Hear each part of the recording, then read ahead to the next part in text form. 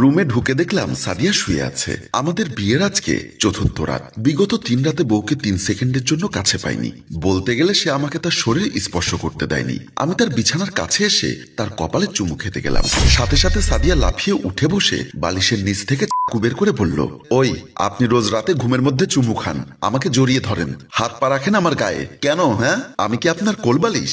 কোলবালিশ কেন? তুমি তো আমার বউ। কোলবালিশের চেয়ে 1000 গুণ বেশি আরামদায়ক। বউ হলেই ঘুমের মধ্যে জড়িয়ে ধরতে হবে, গায়ে হাত পা রাখতে হবে? অসহ্য একেবারে। বউকে জড়িয়ে ধরবো না তো কাকে জড়িয়ে ধরবো শুনি? সাদিয়া খচমচ করে বলল, যাকে ইচ্ছা তাকে ধরেন গিয়ে, আমাকে না বলে দিলাম। আমি হাসতে হাসতে বললাম, জীবনে প্রথম কোনো বউ তার স্বামীকে অনুমতি দিল যাকে ইচ্ছা তাকে জড়িয়ে ধরার। আমি তো ভাগ্যবান, কিন্তু নিজের বউ রেখে অন্য কাউকে ধরার ইচ্ছা নেই আমার, বুঝলে? হ্যাঁ বুঝলাম, কিন্তু এরপর যদি আমার গায়ে সামান্য স্পর্শ করারও চেষ্টা করেন তাহলে কিন্তু কিক মেরে খাটের বাইরে ফেলে দেব, বলে দিলাম। তারপর আমাকে ঠেলে সরিয়ে দুজনে মাঝখানে একটা কোলবালিশ রেখে বর্ডার তৈরি করে সাদিয়া বলল, রাতে যদি দুজনের মাঝখান থেকে কোলবালিশ গায়েব হয়ে যায় তাহলে আপনাকেও দুনিয়া থেকে গায়েব করে দিব, বলে দিলাম। আমি মিনমিন করে বললাম, ভারত পাকিস্তানের বর্ডারেও তো এত কড়াকড়ি নেই মনে হয়। বাবারে বাবা, কপালে এমন বউ জুটবে জানলে আজীবন চিরকুমার থেকে যেতাম। সাদিয়া ফসফস করে বলল, কুমার থাকেন বা কামার থাকেন, যা বলছি সেটা মনে থাকে যেন।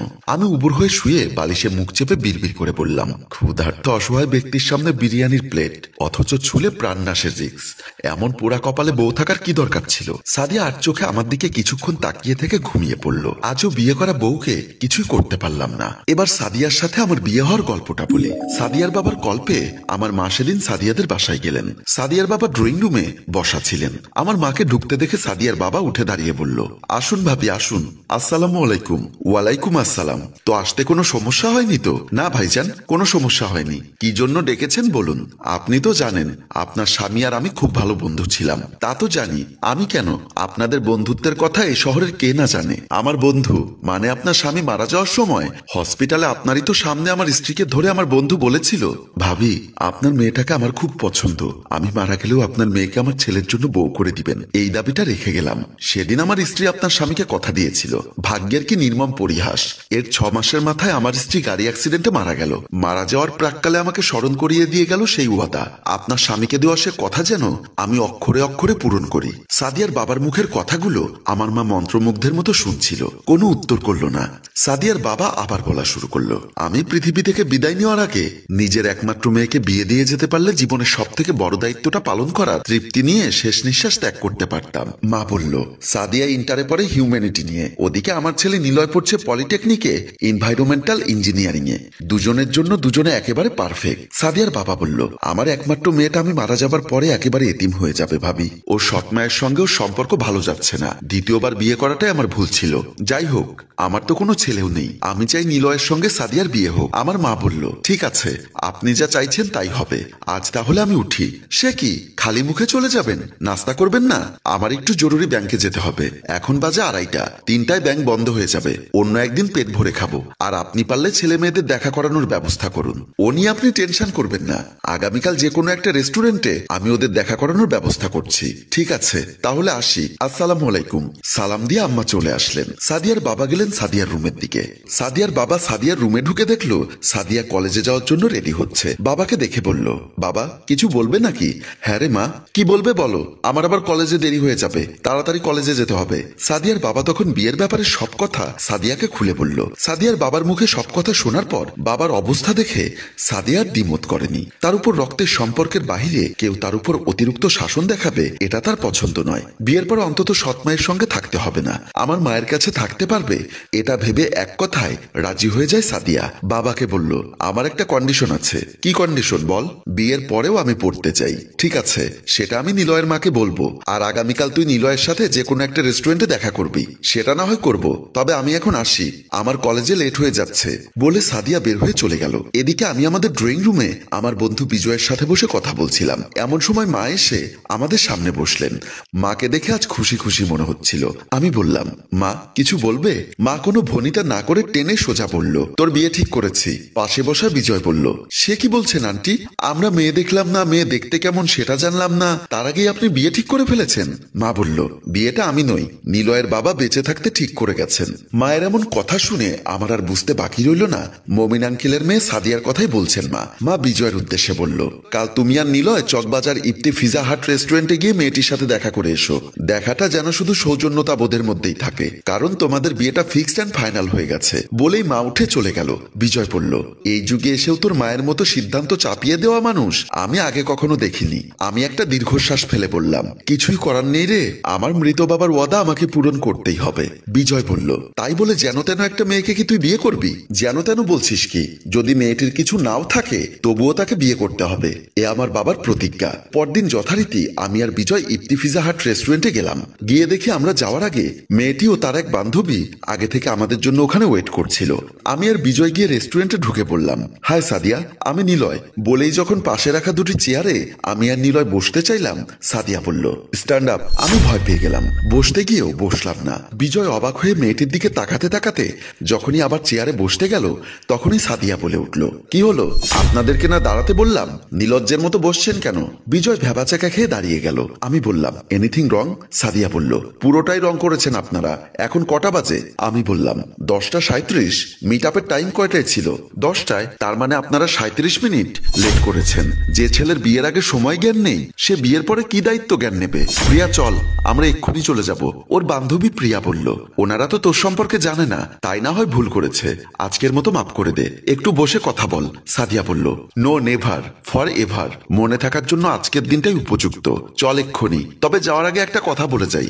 বাবা আপনার মাকে কথা দিয়েছিল বলে আপনার সাথে দেখা করতে এসেছি, এবং আপনার বাবা আমাকে তার পুত্রবধূ করে নিতে চেয়েছিলেন বলে মৃত ব্যক্তির স্বপ্নটা পূরণ করার জন্য আপনার সাথে বিয়েতে রাজি হয়েছি।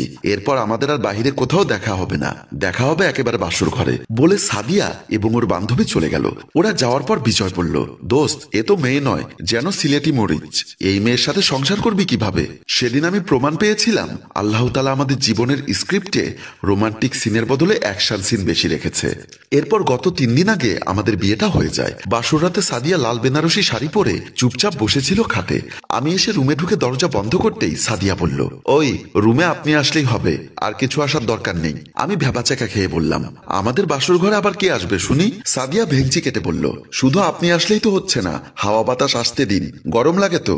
আমি তবুও দরজা বন্ধ করে চুপচাপ এসে সাদিয়ার পাশে বসলাম। বাসর ঘরে স্বামী স্ত্রী দুজনার হাওয়া বাতাসই সব, বাহিরের কিছু আসতে নেই। সাদিয়া ঘুমটা তুলে বলল, এই যে মনের মধ্যে কোনো দুষ্টু বাসনা থাকলে অপূর্ণতায় বিসর্জন দিয়ে মন সাফ করুন, নয়তো বাসর রাতে বউয়ের ধুলাই খেয়ে আদমরা হবেন মিস্টার।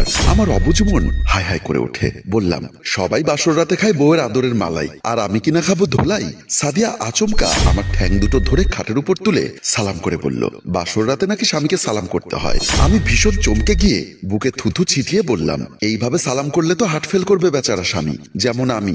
শাড়ি খুলতে খুলতে সাদিয়া বলল, এত কথা বলতে কে বলেছে? হ্যাঁ, বেশি বকবক না করে আশীর্বাদ দিন জলদি। আমি ফ্যাল করে সাদিয়ার দিকে তাকিয়ে বললাম, বেঁচে থাকো বউ, দিলাম আশীর্বাদ। শাড়িটা খুলে আমার হাতে দিয়ে সাদিয়া বলল, শাড়িটি ভাঁজ করে ওয়ার্ড্রোপে রেখে লাগেজ থেকে আমার প্লাজো আর টি শার্ট নিয়ে আসুন জলদি।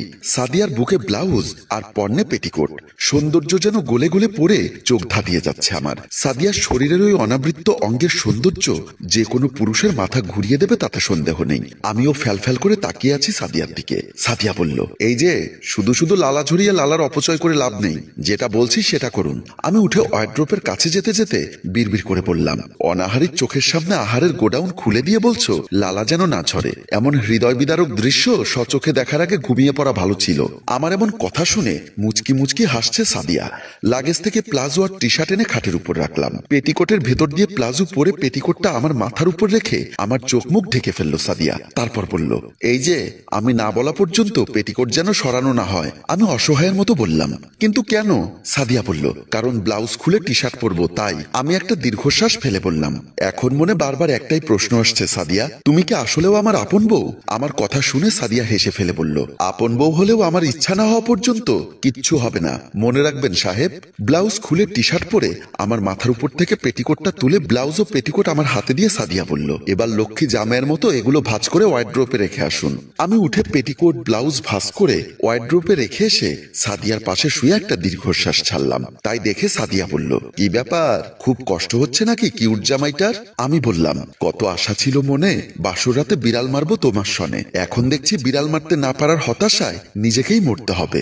আমার কথায় সাদিয়া হাহা করে হেসে উঠে বলল, আহারে কি কষ্ট আমার জামাই সাহেবের, খুব শখ নাকি বিড়াল মারার? আমি মুচকি হেসে হাসুচোখ মাথা নাড়ালাম। তাই দেখে সাদিয়া বলল, বিড়াল মারতে তো শক্তির প্রয়োজন, আগে দুধ খেয়ে শক্তি অর্জন করুন সাহেব। আমি লাফিয়ে উঠে সাদিয়ার দিকে রোমান্টিক দৃষ্টিতে তাকালাম। সাদিয়া বলল, এদিকে নয়, দুধ ওই যে ওইদিকে ওয়ার্ড্রোপের উপর রাখা। আমি লাফিয়ে খাট থেকে নেমে নাচতে নাচতে ওয়ার্ড্রোপের কাছে গিয়ে এক নিঃশ্বাসে ঢকঢক করে এক গ্লাস দুধ খেয়ে ফেললাম। সাদিয়ার মুখে রহস্যময় হাসি। এর একটু পরেই আমি টের পেলাম সাদিয়া কেন রহস্যময় হাসি হাসছে। বন্ধুরা, আপনারা কি টের পেয়েছেন সাদিয়া কি করতে চায়? যদি টের পেয়ে থাকেন তবে কমেন্ট বক্সে লিখে জানান।